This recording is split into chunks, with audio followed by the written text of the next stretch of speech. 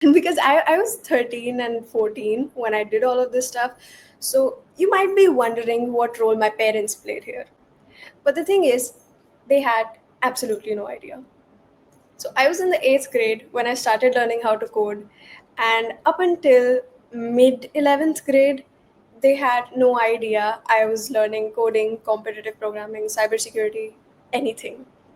Eventually, I got into CTFs as well. As the previous speaker mentioned, I would just like to clarify what CTFs are. So, capture the flag challenges are basically simulated machines that you sort of get on platforms like Try Hack Me or Hack the Box. And what you do is you hack into them and you retrieve flags from them, submit them onto the platform, and you get some sort of like points or reward for it. So it's a really, really great way to like start learning cybersecurity and hacking. And I got started in CTFs really, really young.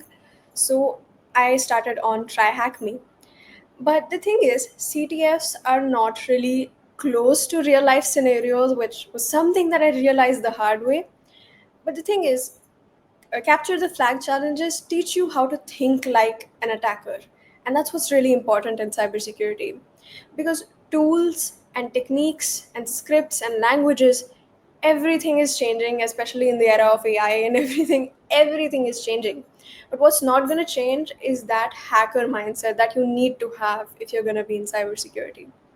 But getting back to my story, so my parents had no idea I was doing anything even mildly tech related. They thought I was just gonna study physics, chemistry, and maths, and probably just do a bachelor's in technology, and just a very cookie cutter Indian girl kind of path. But the day my dad found out was he accidentally saw my LinkedIn profile. And a couple of days after that, I actually had a podcast scheduled.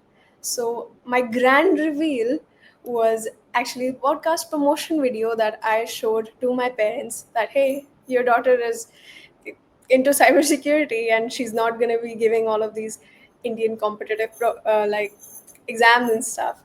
But so getting to my point, my confession here is that I was mildly ungrateful for the support that my parents had for me.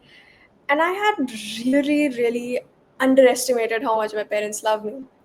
Because, like, in India, like, I'm getting a little personal here, but in India, every parent's dream is that their child just, like, performs good in academics. I was average at academics.